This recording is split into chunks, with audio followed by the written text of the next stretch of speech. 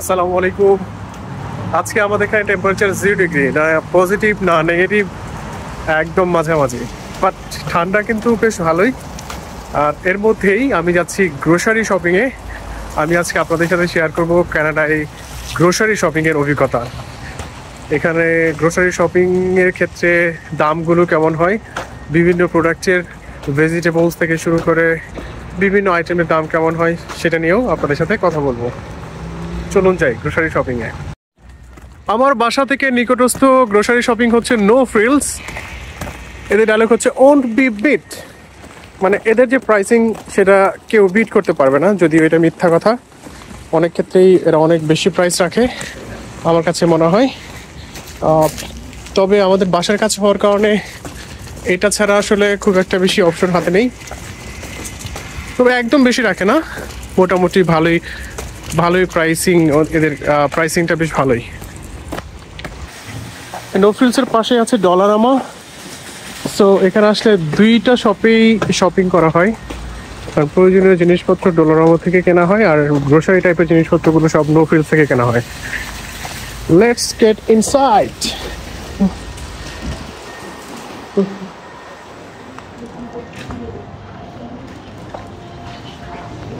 আমরা এখন নো ফ্রিলসের মধ্যে, নো ফ্রিলসের ভিতরে আমরা একটা কার্ট নিয়ে নিই।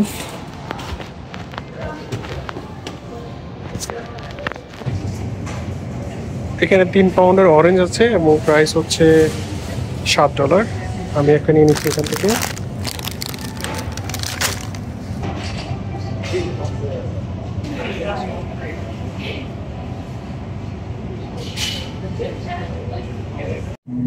আমি নিব পটেটো ওয়েজেস, এটা $5.5। এখানে খেজুর আছে, একটা আইটেম অ্যাভেলেবল। প্রাইস অনেক বেশি, $13, বাট নিতে হবে, কিছু করার নেই।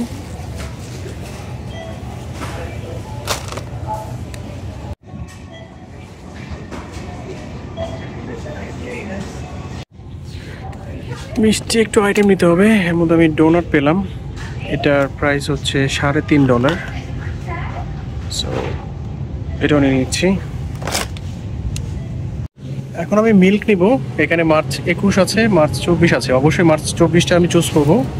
আরেকটি ইম্পর্টেন্ট কথা হচ্ছে, অবশ্যই এখান থেকে যে 3.25% MFMG এটা নিতে হবে। 3.25 না কিনলে অন্য দুধ কিনলে কিন্তু অসুবিধা হবে খেতে, কারণ আমরা বাংলাদেশি কিংবা এশিয়ান যারা, তারা কিন্তু অন্য দুধগুলো খেতে পারবো না, মানে টেস্ট লাগবে না অ্যাকচুয়ালি। আমি ক্যানোলা অয়েলটা নিব।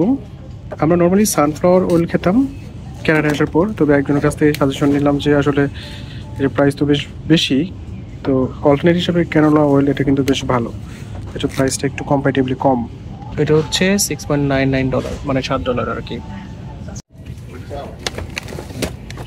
সুরজের এই বিস্কিটটা নিব, এটার প্রাইস $5। মোটামুটি শপিং শেষ, আমি এখন চেক আউট করবো। নো ফ্রিলস থেকে আমি একটু ডলারামে আসলাম, এখানে কিছু শপিং করতে হবে। তেল ঢালার জন্য এই ধরনের একটা হ্যান্ডি বোতল দরকার, কারণ 3 লিটারের বোতল ধরে তেল ঢালা খুব ডিফিকাল্ট, সেজন্য এটা নিতে হবে আর কি। এটার প্রাইস $2.25। এই লেমন বিস্কিটটা আমার খুব ফেভারিট, এটা নিব। এটার প্রাইস হচ্ছে $2.5।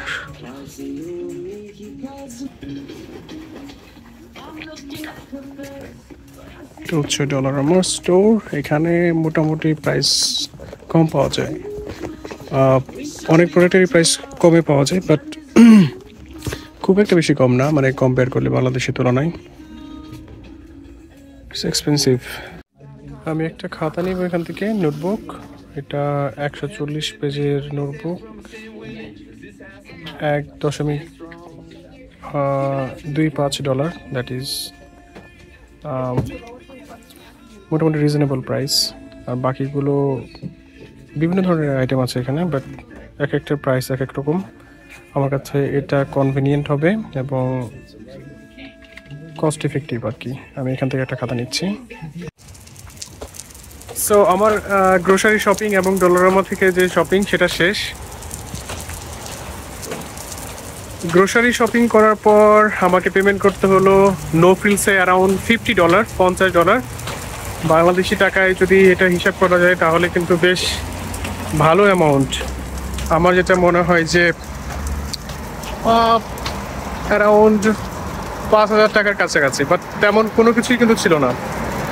আবার নো ফ্রিলসে আমি দুই প্যাকেট বিস্কিট, তারপর হচ্ছে ওই একটা কাচের বোতল, আর হচ্ছে আবার একটা খাতা, এই $9।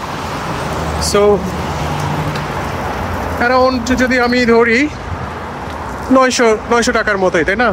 সো এই অল্প একটু শপিং, গ্রোসারি শপিং এবং যে শপিংটা করলাম অ্যারাউন্ড 6,000 টাকা চলে গেল। খুবই এক্সপেন্সিভ, তাই না? আসলে এক্সপেন্সিভ। বাংলাদেশি টাকা হিসাব করলে কিন্তু আসলে মাথা চক্কর দিয়ে উঠবে। এই অল্প কিছু শপিং, 6,000 টাকা অলরেডি খরচ, এটা কিন্তু আসলে প্রথমে হজম করা ডিফিকাল্ট। আমরা শুরুর দিকে এসে খুবই মানে গ্রোসারি শপিং করতে গিয়ে খুবই ডিফিকাল্টি ফেস করতাম, কারণ প্রত্যেকটা প্রোডাক্টের প্রাইস আমরা বাংলাদেশি টাকায় কনভার্ট করতাম। তারপর ভাবতাম, ওরে বাবা, এই জিনিস এত টাকা, আমার বাংলাদেশে তো এত বেশি টাকা লাগে না।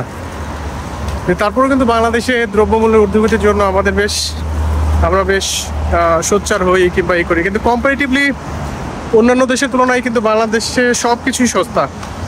তবে এটাও ঠিক যে এখানে ইনকাম বেশি, প্লাস এখানে খরচও কিন্তু অনেক বেশি।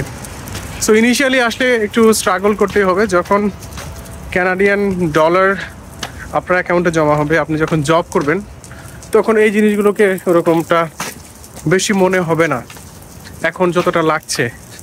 এখন আমাদের কাছে যতটা লাগছে, এই যে কি সুশৃঙ্খল, সব হচ্ছে ট্রাফিক সিগন্যালের উপরে ডিপেন্ড করে তারা রাস্তাঘাটে চলাচল করছে। কোনো ট্রাফিক পুলিশ নেই, কোনো বিশৃঙ্খলা নেই, সবাই সুন্দরভাবে সব নিয়ম কানুন মেনে চলছে। যা আমি ওয়েট করছি ওই পাশ থেকে যে সাইন দেখা যাচ্ছে, এই সাইনের উপর বেস করে হচ্ছে রাস্তা পার হবো একটু পর। সো আমি সেই সিগন্যালের জন্য ওয়েট করছি।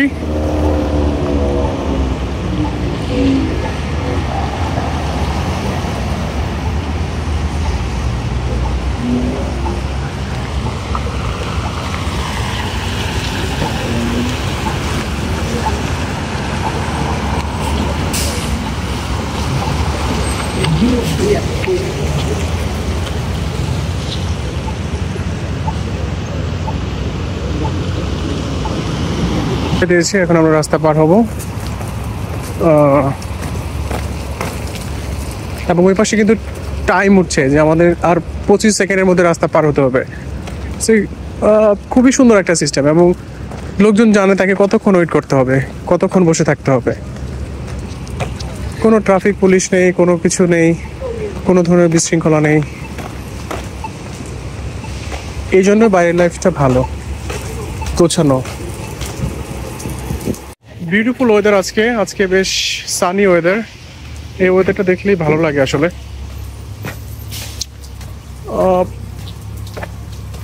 গত কয়েকদিন থেকেই আমরা ড্রিম দেখছি যে সামার চলে আসছে সামনে। সামারটা খুব এনজয় করে এখানকার মানুষ, বাট স্নোফল কিছুই ছাড়ছে না। গতকাল স্নোফলিং হয়েছে, তবে আজকে ওয়েদারটা বেশ ভালো।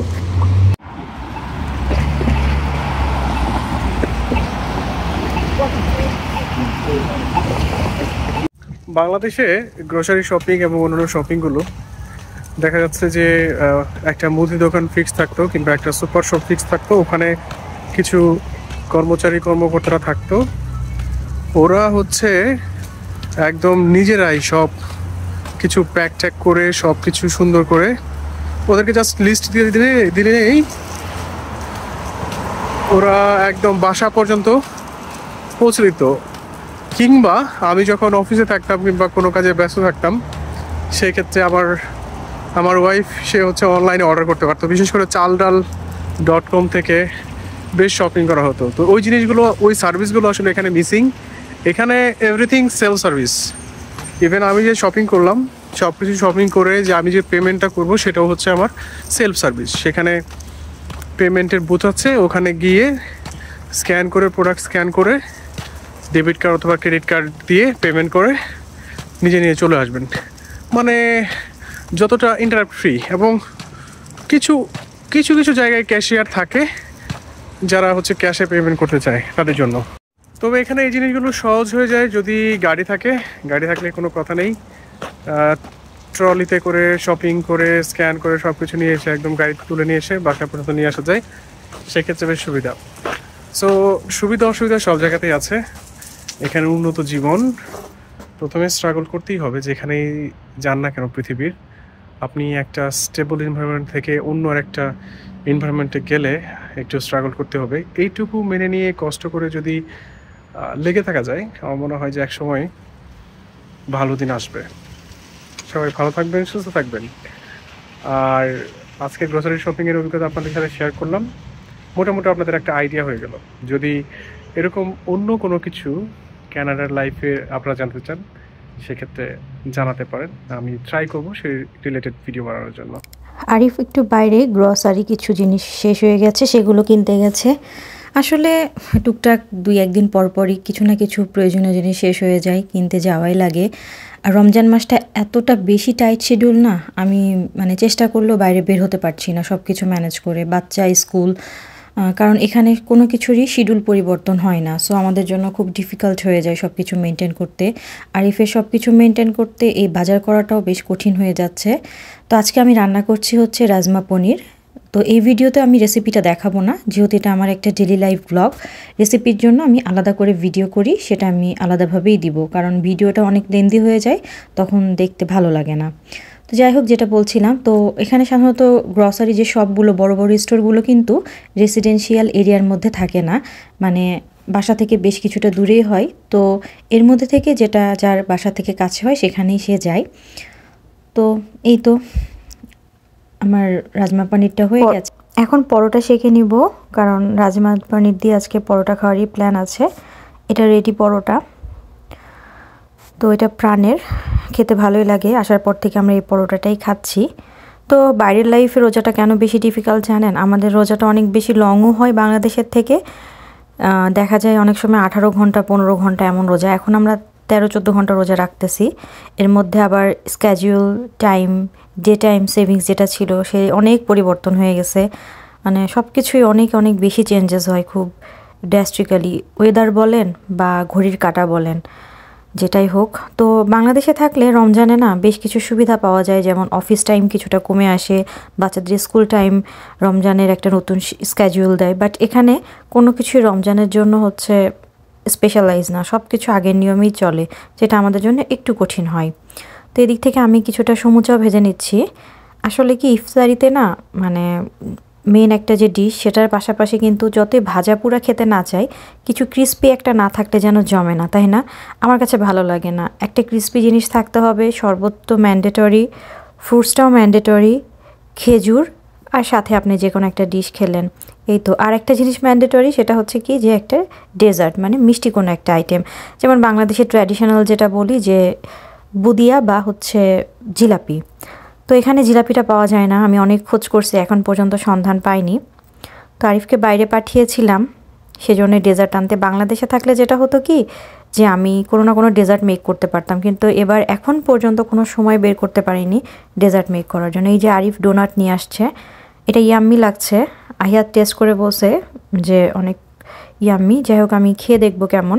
তো এই যে ফ্রাইজের মধ্যে আমি নিমকি আর হচ্ছে সমুচা একটু ভেজে নিয়েছি, আমার মাটার পনির, ডেটস, এই যে পরোটা সেটাও রেডি, অরেঞ্জ আছে, বানানা আছে, কিছু ড্রাই ফ্রুটস আছে। ফ্রুটসগুলো আসলে আমরা থেমে থেমে খাই, একদম ইফতারিতেই যে সবগুলো ফল খেতে হবে এমন না। কিছু ফ্রুটস এখন খাই, কিছুটা হয়তো নামাজের পরে খেলাম, এবার আস্তে আস্তে খেতে থাকি আর কি। আজকে জুস হিসাবে ম্যাঙ্গো জুসটাই করেছিলাম। এই তো আজকের আমাদের ইফতার, আলহামদুলিল্লাহ।